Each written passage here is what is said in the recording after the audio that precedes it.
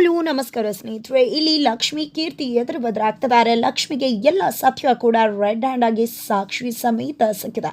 ಹಾಗಿದ್ರೆ ಆಗದ್ದೇನು ಆಗ್ತಿರುವುದೇನು ತಿಳ್ಕೊಬೇಕು ಅಂದರೆ ಈಗಲೇ ನಮ್ಮ ಈ ಚಾನಲ್ನ ಸಬ್ಸ್ಕ್ರೈಬ್ ಮಾಡಿ, ಹಾಗೆ ಒಂದು ವಿಡಿಯೋವನ್ನು ಪೂರ್ತಿಯಾಗಿ ನೋಡಿ. ಇಲ್ಲಿ ಲಕ್ಷ್ಮಿಗೆ ಕೀರ್ತಿ ಮತ್ತು ವೈಷ್ಣವ್ನ ಫೋಟೋ ನೋಡಿದ್ದೆ ಸತ್ಯವಾಗಿ ಗೊತ್ತಾಗ್ಬಿಡತ್ತೆ. ಈ ಕಡೆ ಕಾವೇರಿಯವರು ತಂತ್ರನ ಮಾಡೋ ತನಕ ಲಕ್ಷ್ಮಿ ಹೊರಗೆ ಬರಬಾರ್ದು ಅಂತ ಲಾಕ್ ಮಾಡ್ತಾರೆ. ವೈಷ್ಣವ್ ಮತ್ತು ಅವರ ತಂದೆ ಕೃಷ್ಣನ ಇಬ್ಬರನ್ನ ಕೂಡ ಮೆಡಿಸಿನ್ ತರೋ ಹೆಸರಲ್ಲಿ ಹೊರಗಡೆ ಕಳಿಸ್ತಾರೆ. ನಂತರ ಕೀರ್ತಿನ ಭೇಟಿ ಮಾಡಬೇಕು ಅಂತ ಹೋಗ್ತಿದ್ದಾರೆ. ಆದರೆ ಗಂಗಕ್ಕ ನೋಡಿದೆ ಲಕ್ಷ್ಮಿ ಡೋರ್ನ ಓಪನ್ ಮಾಡ್ತಾರೆ. ಕುಸ್ತೋಗಿರೋ ಲಕ್ಷ್ಮಿ ಯಾವುದೇ ಗಂಗಕ್ಕನ ಪ್ರಶ್ನೆಗೂ ಉತ್ತರ ಕೊಡದೆ ಹಾಗೆ ಬರ್ತಿದ್ದಾರೆ. ಪ್ರಜ್ಞೆನೇ ಇಲ್ಲ ತನ್ನ ಮೇಲೆ, ಹಾಗೆ ತನ್ನನ್ನು ತಾನೇ ಕಳ್ಕೊಂಡಿದ್ದಾನೆ ಅನ್ನೋ ರೀತಿ ಆಗ್ತದೆ. ಜೊತೆಗೆ ವಿಧಿನ ಡ್ಯಾಶ್ ಮಾಡಿ ಹೋಗ್ತಿದ್ರೆ ಎಷ್ಟು ಅಹಂಕಾರ ಅವಳಿಗೆ. ವರ್ಕ್ಶಾಪ್ಗೆ ಹೋಗಿ ಬಂದಿದ್ದೆ ಅಹಂಕಾರ ತೋರಿಸ್ತಿದ್ದಾಳಲ್ಲ ಅಂತ ಹೇಳ್ತಿದ್ರೆ ಗಂಗಕ್ಕ ಸರಿ ಆಯಿತು ಬಿಡಿ ಅಂತ ಹೇಳ್ತಿದ್ದಾರೆ. ಬಿಕಾಸ್ ಅವ್ರಿಗೆ ಗೊತ್ತು ಲಕ್ಷ್ಮಕ್ಕನ ಮನಸ್ಸು ಒಡೆದೋಗಿದೆ, ಏನೂ ಆಗಿದೆ, ಅದಕ್ಕೋಸ್ಕರ ಆಕೆ ತನ್ನ ಮೇಲೆ ತಾನೇ ಪ್ರಜ್ಞೆ ಇಲ್ಲದೆ ಹೋಗ್ತಿದ್ದಾಳೆ ಅಂತ. ಇಷ್ಟೇ ತಡೆದ್ರೂ ಕೂಡ ಲಕ್ಷ್ಮಿ ಹೊರಗಡೆ ಬರ್ತಿದ್ದಾಳೆ. ಈ ಕಡೆ ಕಾವೇರಿಯವರು ಕೀರ್ತಿ ಮನೆಗೆ ಹೋಗ್ತಿದ್ರೆ ಕೀರ್ತಿನೇ ಇವ್ರ ಮನೆ ಕಡೆ ಬರ್ತಾರೆ. ಕೀರ್ತಿ ಎಷ್ಟು ಒಳ್ಳೇದಮ್ಮ, ಯಾವಾಗ ನಾನು ಬರಬೇಕು ಅನ್ಕೋತೀನೋ ಆಗ ನೀನೇ ಬರ್ತೀಯ, ನಿನ್ನ ಮನೆ ಕಡೆನೇ ನಾನು ಹೊರಟಿದ್ದೆ ಅಂತ ಹೇಳ್ತಾರೆ. ಆಂಟಿ ಸಾಕು ಆಂಟಿ, ನಾನೇ ಅಪ್ಸೆಟ್ ಆಗಿದ್ದೀನಿ, ನನ್ನ ಲೈಫ್ ಸ್ಪಾಯ್ಲ್ ಆಗ್ತದೆ, ಅಂಥದ್ರಲ್ಲಿ ನಿಮ್ಮ ಬೇಳೆಕಾಳನ್ನು ನೀವು ಬೇಯಿಸ್ಕೊಳ್ಳೋಕ್ಕೆ ಬರಬೇಡಿ ಅಂತ ಕೀರ್ತಿ ಹೇಳ್ತಾಳೆ. ಏನು ಮಾತಾಡ್ತಿದ್ಯಮ್ಮ ನೀನು, ಯಾಕೆ ರೀತಿ ಆಡ್ತಿದ್ಯಾ, ಅಂಥದ್ದೇನಾಯಿತು ಅಂತ.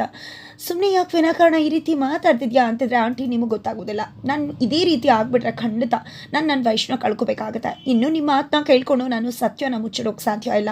ವೈಷ್ಣವ್ಗೆ ಎಲ್ಲ ಸತ್ಯ ಹೇಳ್ಬಿಡ್ತೀನಿ ಅಂತ ಹೇಳಿದ್ರೆ ಏನು ಮಾತಾಡ್ತಿದ್ಯಾ ಕೀರ್ತಿ, ಯಾಕೆ ಯಾಕೆ ಏನಾಯಿತು, ಯಾಕೆ ಹೀಗೆ ನಡ್ಕೋತಿದ್ಯಾ ಅಂದಾಗ ಇನ್ನೇನಾಗಬೇಕು ಆಂಟಿ, ನಾನು ವೈಷ್ಣವನ ಹತ್ರ ಬಂದಿದ್ದ, ನನ್ನ ಮೆಮೊರೀಸ್, ಸ್ವೀಟ್ ಮೆಮೊರೀಸ್, ನಾನು ಕೊಟ್ಟಿರೋ ಗ್ರೀಟಿಂಗ್ಸ್ ಎಲ್ಲವನ್ನೂ ಕೂಡ ತೊಗೊಂಡು ಬಂದಿದ್ದ. ಆದರೆ ಅದನ್ನು ನನ್ನ ಕಣ್ಮುಂದೆನೇ ಎಲ್ಲನೂ ಕೂಡ ಸುಟ್ಟಾಗ್ಬಿಟ್ಟ. ಇನ್ನು ಮುಂದೆ ಮಹಾಲಕ್ಷ್ಮಿನೇ ನನ್ನ ಜೀವನದಲ್ಲಿರೋದು, ನನ್ನ ಜೀವನಕ್ಕೆ ಇನ್ನು ಬರೋಕ್ಕೆ ನನಗೆ ಅವಕಾಶ ಇಲ್ಲ, ನೀನು ಮುಗ್ದೋಗಿರೋ ಅಧ್ಯಾಯ ಅಂತ ಹೇಳ್ದ.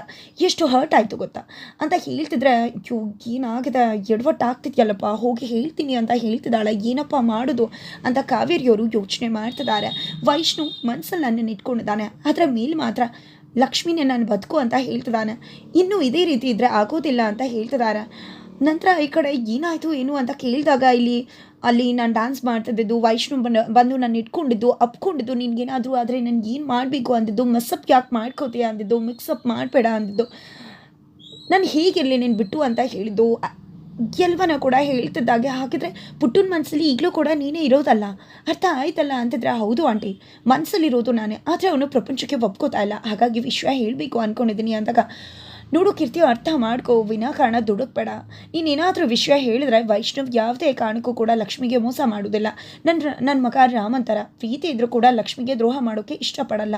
ಅದಕ್ಕೋಸ್ಕರ ನೀನು ಲಕ್ಷ್ಮಿಗೆ ಹೇಳಿದ್ರು ಪರವಾಗಿಲ್ಲ, ಆದರೆ ಇಲ್ಲಿ ವೈಷ್ಣವ್ಗಂತೂ ಹೇಳಬಾರ್ದು. ಲಕ್ಷ್ಮಿಗೆ ಹೇಳಿದ್ರೆ ಬೇಕಿದ್ರೆ ಬಿಟ್ಟು ಹೋಗ್ಬೋದೇ ಹೊರತು ವೈಷ್ಣವ್ಗೆ ಹೇಳೋಕೆ ಹೋಗ್ಬೇಡ ಅಂತ ಹೇಳ್ತಾರೆ. ಇದ್ರ ಮುಖಾಂತರ ಇಲ್ಲಿ ಕೀರ್ತಿಗೆ ಲಕ್ಷ್ಮಿಗೆ ವಿಷಯ ಹೇಳು ಅಂತ ಇಂಡೈರೆಕ್ಟಾಗಿ ಹೇಳ್ತಾರೆ. ಈ ಕಡೆ ಯಾರಿಗೆ ಹೇಳಬೇಕು ಅವ್ರಿಗೆ ಹೇಳ್ತೀನಿ ಅಂತ ಕೀರ್ತಿ ಹೇಳ್ತಿದ್ದಾಗೆ, ಹಾಗಂತ ಲಕ್ಷ್ಮಿಗೆ ಹೇಳೋಕೆ ಹೋಗ್ತಿದ್ಯಮ್ಮ, ದಯವಿಟ್ಟು ಲಕ್ಷ್ಮಿಗೆ ಹೇಳಬೇಡ, ಆಲ್ರೆಡಿ ಅವಳು ತುಂಬಾ ನೊಂದ್ಕೊಂಡಿದ್ದಾಳೆ, ಮತ್ತೆ ತುಂಬ ನೊಂದ್ಕೋತಾಳೆ, ದಯವಿಟ್ಟು ಹೇಳಬೇಡ ಅಂತಿದ್ರೆ ಏನಂಟೆ, ನಿಮಗೆ ನಿಮ್ಮ ಸೊಸೆನೇ ಹೆಚ್ಚಲ್ವಾ, ಅವಳು ಖುಷಿಯಾಗಿರಬೇಕು, ಆರಾಮಾಗಿರಬೇಕು, ಅವಳಿಗೆ ಇನ್ನೂ ಕೂಡ ನೋವಾಗಬಾರ್ದು ಅಂತ. ನಾನು ನಿಮಗೆ ಲೆಕ್ಕಕ್ಕೆ ಇಲ್ಲ ಅಲ್ವಾ, ನನಗದೆಲ್ಲ ಗೊತ್ತಿಲ್ಲ, ನನಗೇನು ಮಾಡಬೇಕು ಆ ಕೆಲಸ ಮಾಡ್ತೀನಿ ಅಂತ ಹೊರಟ್ರೆ ನನಗೂ ಕೂಡ ಇದೇ ಬೇಕಾಗಿತ್ತು ಕೀರ್ತಿ, ನನಗೇನು ಅಂದ್ಕೊಂಡಿದ್ದನೋ ಅದೇ ರೀತಿ ಆಡ್ತಿದ್ದೆ. ಚದುರಂಗ ರಚಿಸಿದ್ದು ನಾನೇ, ರಥ ಚಲಾಯಿಸ್ತಿರೋದು ನಾನೇ, ಸಾರಥಿನೂ ನಾನೇ, ರಥನೂ ನಂದೆ. ಹಾಗೆ ನೀನು ಮತ್ತು ಲಕ್ಷ್ಮಿಯ ಇಬ್ಬರ ದುಡುಕುತನ, ಲಕ್ಷ್ಮಿಯ ಒಳ್ಳೆತನ ಎರಡೂ ನನ್ನ ಬ್ರಹ್ಮಾಸ್ತ್ರ. ನಾನು ಏನು ಅಂದ್ಕೊಂಡು ಅದೇ ರೀತಿ ಆಗ್ತದೆ, ನನಗೇನು ಬೇಕೋ ಅದೇ ನಡೀತದೆ ಅಂತ ಖುಷಿ ಪಡ್ತಿದ್ದಾರೆ. ನಂತರ ಇಲ್ಲಿ ಕೀರ್ತಿ ಹೋಗಬೇಕು, ಅಷ್ಟರಲ್ಲಿ ಲಕ್ಷ್ಮಿ ಹೊರಟೇ ಬಿಡ್ತಾಳೆ. ಏನದು ಎಲ್ಲಿಗೆ ಹೋಗ್ತಿದ್ದಾಳೆ ಅಂತಿದ್ರೆ ಅಕ್ಕ ಅಪ್ಸೆಟ್ ಆಗಿದ್ರು ಲಕ್ಷ್ಮಕ್ಕ, ಹಾಗೆ ಮನೆ ಬಿಟ್ಟು ಹೋಗ್ತಿದ್ದಾರೆ ಅಂತ ಇಲ್ಲಿ ಹೇಳ್ತಿದ್ದಾರೆ. ಗಂಗಕ್ಕ ಕೂಡ ಎಷ್ಟೇ ತಡೆದ್ರು ಲಕ್ಷ್ಮಿನ ತಡೆಯೋಕ್ಕಾಗಲ್ಲ. ಈ ಕಡೆ ಕೀರ್ತಿ ಕೂಡ ಶಾಕ್ ಆಗ್ತಾಳೆ, ಏನು ಮಾಡ್ತಿದ್ದಾರೆ ಏಕೆ ಅಂತ. ನಂತರ ಈ ಕಡೆ ವೈಷ್ಣವ್ ಮತ್ತು ಕೃಷ್ಣವ್ರು ಕೂಡ ಮನೆಗೆ ಬರ್ತಾರೆ. ಈ ಕಡೆ ಲಕ್ಷ್ಮಿ ಕೂಡ ಅಲ್ಲಿ ವೈಷ್ಣವ್ ಯಾವ ಒಂದು ಮರದ ಹತ್ರ ಆಕೆ ಹೆಸರನ್ನ ಕೆತ್ತನೆ ಮಾಡಿದ್ನು ಆ ಮರದ ಹತ್ರ ಹೋಗಿದ್ದಾಳೆ. ಸಾರಿ ವೈಷ್ಣವ್ ಅವರೇ, ನಾನು ಇಲ್ಲಿಗೆ ಬರ್ತೀನಿ ಅಂತ ನನ್ನ ಜೀವನದಲ್ಲೂ ಕೂಡ ಅಂದ್ಕೊಂಡಿರಲಿಲ್ಲ, ಇಂಥ ಪರಿಸ್ಥಿತಿ ಬರುತ್ತೆ ಅಂತ. ಯಾಕಂದರೆ ಈ ಹೆಸರನ್ನ ನೀವು ಅವತ್ತು ನೋಡಿ ಅಂತ ಹೇಳಿದ್ರೆ, ಆದರೆ ನಾನು ಅವತ್ತು ನನ್ನ ಸಂಸಾರಕ್ಕೆ ತೊಂದರೆ ಆಗತ್ತೆ, ಅದನ್ನು ನೋಡೋದೇ ಬೇಡ, ಸುಮ್ಮನೆ ನನ್ನ ಸಂಸಾರದ ನೆಮ್ಮದಿ ಕದಡುತ್ತೆ ಅಂತ ಹೇಳಿದೆ. ಆದರೆ ಇವತ್ತು ಯಾಕೋ ಬೂದಿ ಮುಚ್ಚಿದ ಕೆಂಡ ಅಂತ ಅನ್ನಿಸ್ತದೆ. ತುಂಬ ಅನುಮಾನಗಳಿದೆ. ಆ ಅನುಮಾನಕ್ಕೆಲ್ಲ ನನಗೆ ತಿಲಾಂಜಲಿ ಬಿಡಬೇಕು ಅಂದರೆ ಇದನ್ನು ನೋಡಲೇಬೇಕಾಗತ್ತಾ? ಖಂಡಿತ ಇಂಥ ಪರಿಸ್ಥಿತಿ ಬಂದಿರೋದು ನನಗೆ ತುಂಬಾ ಕಷ್ಟ ಆಗ್ತದೆ. ಆದರೆ ಅವ್ರಿಗೆ ಯಾರು ಅನ್ನೋದನ್ನು ನಾನು ತಿಳ್ಕೊಳ್ಳೇಬೇಕು ಅಂತ ಅಂದ್ಕೊಂಡಿದ್ದೆ. ಈ ಕಡೆ ಮರನ ನೋಡ್ತಾಳೆ, ನೋಡಿದ ಬಿಗ್ ಶಾಕ್ಗೆ ಒಳಗಾಗ್ತಿದ್ದಾಳೆ. ಬಿಕಾಸ್ ಅಲ್ಲಿ ಬರ್ದಿರೋ ಹೆಸರು ಬೇರೆ ಯಾವುದೂ ಅಲ್ಲ, ಕೀರ್ತಿ ಹೆಸರು. ಕೀರ್ತಿ ಹೆಸರನ್ನ ನೋಡಿದೆ ಇಲ್ಲಿ ಲಕ್ಷ್ಮಿ ಕುಸ್ತೋಗ್ತಿದ್ದಾಳೆ. ಹಾಗಿದ್ರೆ ಕಾಗಸುಂದ್ರೆ ನಿಮ್ಮ ಪ್ರೀತಿಯ ಹುಡುಗಿ ಕೀರ್ತಿನೇನ? ಹಾಗಿದ್ರೆ ಇಷ್ಟು ದಿನ ನನ್ನ ಹತ್ರ ಎಲ್ಲರೂ ಕೂಡ ಸುಳ್ಳು ಹೇಳಿದ್ರ? ಸುಳ್ಳಿನ ಪರದಲ್ಲಿ ನನ್ನನ್ನು ಮುಚ್ಚಿಟ್ರ? ನನ್ನ ಮುಂದೆನೇ ಎಲ್ಲ ನಡೀತಿದ್ರು ಕೂಡ ಎಷ್ಟೇ ಬಾರಿ ಅನುಮಾನ ಬಂದು ನಾನು ನಿಮ್ಮ ಹತ್ರ ಕೇಳಿದಾಗ್ಲೂ ನೀವು ನನ್ನ ಹತ್ರ ಸುಳ್ಳು ಹೇಳಿದ್ರೆ ನಾನು ನಿಮ್ಮ ಮೇಲೆ ಎಷ್ಟೆಲ್ಲ ನಂಬಿಕೆ ಇಟ್ಟಿದ್ದೆ. ಆದರೆ ನೀವು ವೈಷ್ಣವ್ ನನ್ನ ನಂಬಿಕೆಗೆ ದ್ರೋಹ ಮಾಡಿಬಿಟ್ರು, ನನ್ನ ಹತ್ರ ಸುಳ್ಳು ಹೇಳಿಬಿಟ್ರು. ಅತ್ತೆ ಹತ್ರ ಕೇಳಿದಾಗ್ಲೂ ಅವರು ಸುಳ್ಳು ಹೇಳಿದರು. ವಿಧಿ ಅವತ್ತು ನೀನೇ ಮದುವೆ ಆಗಬೇಕಿತ್ತು ಅಂತ ಹೇಳಿದ್ರು. ಅವತ್ತು ದೊಡ್ಡಪ್ಪ ಅನುಮಾನ ಪಟ್ಟರು, ಅವ್ರ ಪ್ರೀತಿ ಎಲ್ಲ ನಮ್ಮ ಹತ್ರ ಮುಚ್ಚಿರ್ತಿದ್ದಾರೆ ಅಂತ. ಅವತ್ತು ಕೀರ್ತಿ ನಾನು ಕೂಡ ವೈಷ್ಣವ್ಗೋಸ್ಕರ ಪೂಜೆ ಮಾಡ್ತೀನಿ ಅಂತ ಹೇಳಿದ್ರು. ಅವತ್ತು ನನ್ನ ಜಾಗದಲ್ಲಿ ಯಾರೂ ಕೂಡ ಬರಬಾರ್ದು, ಲಕ್ಷ್ಮಿನಿ ಆದರು ಅಂತ ವೈಷ್ಣವ್ ಹತ್ರ ಮಾತಾಡ್ತಿದ್ರು. ಕರಿಮಣಿ ತೊಗೊಂಡು ಬಂದಿದ್ದ ಅದು ನಂದು, ನನಗೆ ಬೇಕು ಅಂತ ಹಠ ಮಾಡಿದ್ರು. ಎಲ್ಲ ಪರಿಸ್ಥಿತಿಗಳು ಕೂಡ ನನಗೆ ಅನುಮಾನ ಬಂತು. ಕೇಳಿದಾಗ ನೀವು ಹೇಳಿದ್ದು ಒಂದೇ ಮಾತು, ಕೀರ್ತಿ ನಿಮ್ಮ ಪ್ರೀತಿ ಹುಡುಗಿ ಅಲ್ಲ ಅಂತ. ಆದರೆ ನೀವು ಸುಳ್ಳು ಹೇಳಿದ್ರಿ. ಮನೆಯವ್ರಿಗೆ ಎಲ್ರಿಗೂ ವಿಷಯ ಗೊತ್ತಿತ್ತು, ಆದರೆ ನನ್ನ ಹೊರತಾಗಿ ನನಗೆ ಮಾತ್ರ ವಿಷಯ ಗೊತ್ತಿರಲಿಲ್ಲ. ಎಂಥ ತಪ್ಪಾಗೋಯ್ತು, ಎಂಥ ಪಾಪಿ ನಾನು. ನನ್ನ ಗಂಡ ನನ್ನವರಲ್ಲ, ನನ್ನ ಗಂಡ ನನ್ನ ಹತ್ರ ಸುಳ್ಳು ಹೇಳಿದರು. ಎಲ್ಲರೂ ಕೂಡ ಸುಳ್ಳಲ್ಲೇ ನನ್ನ ಮುಚ್ಚಿಟ್ಬಿಟ್ರು. ಸತ್ಯ ನನ್ನ ಕಣ್ಮುಂದೆ ಇದ್ರೂ ಯಾವುದೊಂದು ಕೂಡ ನನಗೆ ಅರ್ಥ ಆಗಲೇ ಇಲ್ಲ ಅಂತ ಹೇಳಿ ಕುಸ್ತು ಹೋಗ್ತಿದ್ದಾಳೆ. ನನ್ನ ಜೀವನ ಏನಾಯಿತು, ನನ್ನ ಜೀವನನೇ ಸರ್ವನಾಶ ಆಗೋಯ್ತು ಅಂತ. ಜೊತೆಗೆ ಈ ಕಡೆ ವೈಷ್ಣವ್ ಮತ್ತು ಕೃಷ್ಣ ಮನೆಗೆ ಬರ್ತಾರೆ. ಏನು ಮಾಡ್ದೆ ವೈಷ್ಣವ್? ವರ್ಕ್ಶಾಪ್ಗೆ ಹೋಗಿ ಬಂದಾಗಿಂದ ಯಾಕೆ ಲಕ್ಷ್ಮಿ ಅಪ್ಸೆಟ್ ಆಗಿದ್ದಾಳೆ ಅಂತ ಕೇಳ್ತಿದ್ರೆ ಈ ಕಡೆ ಕಾವೇರಿಯವರು, ಏನು ಸುಪ್ರೀತಾ ನೀನು ಲಕ್ಷ್ಮಿಗೆ ಏನೇ ಆದರೂ ನನ್ನ ಮಗನೇ ಕಾರಣ ಅಂತ ಕೇಳ್ತಿದ್ಯಲ್ಲ ಅಂತ ಹೇಳ್ತಿದ್ರೆ ಈ ಕಡೆ ಅಲ್ಲಿಗೆ ಕೀರ್ತಿ ಬಂದಿದ್ಲು ಅಂತ ವೈಷ್ಣವ್ ಹೇಳ್ತಾನೆ. ಕೀರ್ತಿ ಬಂದಿದ್ಲ ಅಂತ ಎಲ್ಲರೂ ಕೂಡ ಶಾಕ್ಗೆ ಒಳಗಾಗ್ತಾರೆ. ಅವಳಿಗೆ ಬರೋಕ್ಕೆ ಸಾಧ್ಯ ಅಂದರೆ ವಿಧಿ ನಾನೇ ಹೇಳಿದ್ದು ಅಂದಾಗ ನಿನ್ಗೆ ಅರ್ಥ ಆಗಲ್ವಾ?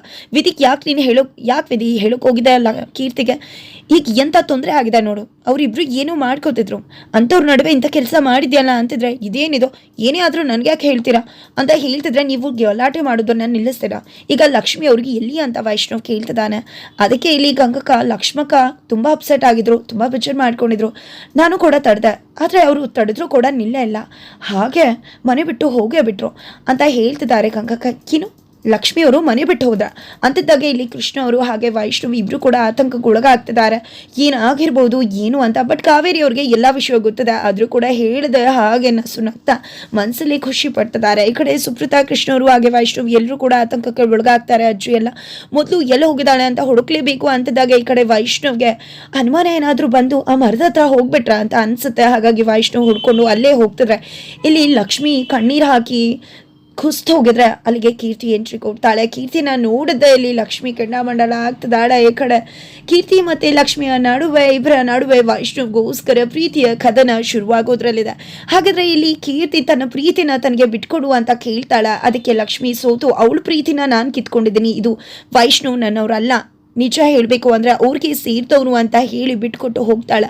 ಅಥವಾ ಮದುವೆ ಆಗಿದ್ದೀನಿ ನಾನು ಅನ್ನುವ ಹಕ್ಕನ್ನು ಚುಲಾಯಿಸಿ ವೈಷ್ಣವ್ ನನ್ನೂರು ಅಂತ ಕೀರ್ತಿ ಮತ್ತು ಲಕ್ಷ್ಮಿಯ ನಡುವೆ ದೊಡ್ಡ ಒಂದು ಕದನನೇ ಏರ್ಪಡುತ್ತಾ. ವೈಷ್ಣವ್ ಬರ್ತಿದ್ದಾಗೆ ಏನಾಗಬಹುದು, ಮೂವರ ತ್ರಿಕೋನ ಪ್ರೇಮ ಕಥೆಗೆ ಒಂದು ಭಾರಿ ಟ್ವಿಸ್ಟ್ ಸಿಗುತ್ತಾ. ಏನಾಗುತ್ತೆ ತಿಳ್ಕೊಬೇಕು ಅಂದರೆ ಮುಂದಿನ ವಿಡಿಯೋಗೋಸ್ಕರ ವೇಟ್ ಮಾಡೋದನ್ನು ಮರಿಬೇಡಿ.